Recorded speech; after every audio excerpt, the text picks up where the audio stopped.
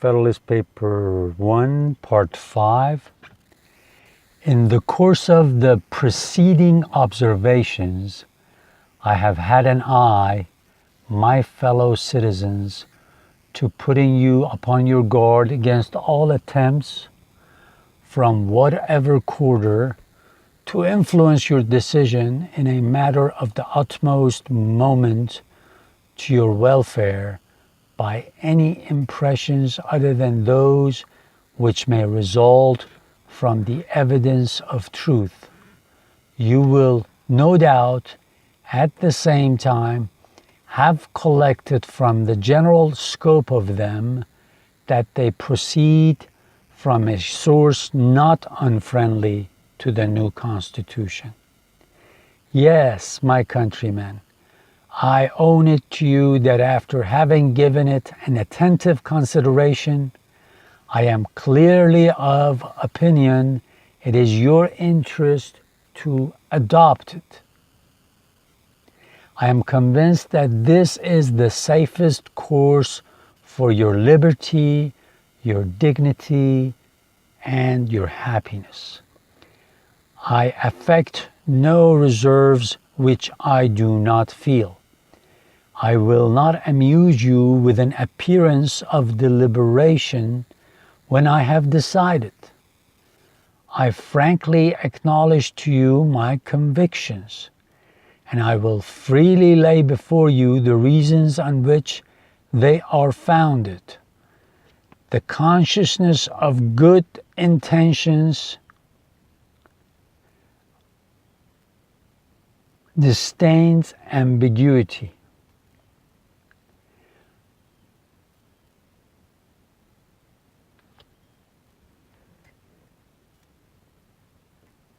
I shall not, however, multiply professions on this head. My motives must remain in the depository of my own breast. Means he's talking about his heart.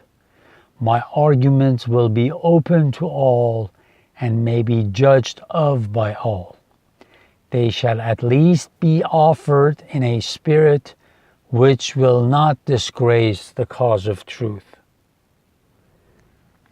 I propose in a series of papers to discuss the following interesting particulars: the utility of the Union to your political prosperity, the insufficiency of the present Confederation to preserve that Union, the necessity of a government at least equally energetic with the one proposed to the attainment of this object, the conformity of the proposed Constitution to the true principles of Republican government, its analogy to your own state constitution, and lastly, the additional security which its adoption will afford to the preservation of that species of government, to liberty, and to property. So here, let me explain this to you. He says, I'm going to write a few articles, a few papers, and it's going to be divided into, notice he says, the utility of the Union to your political prosperity.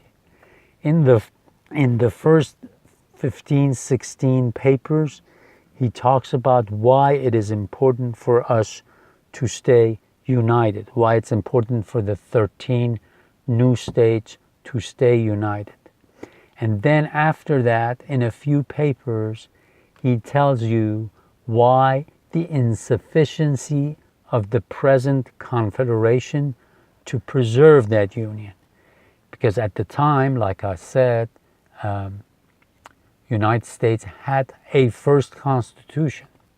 It was called the Articles of Confederation, but it was weak. It was not beneficial any longer, so they were replacing it. So he says, in the second part of these papers, I will tell you why that first constitution that we have is not good.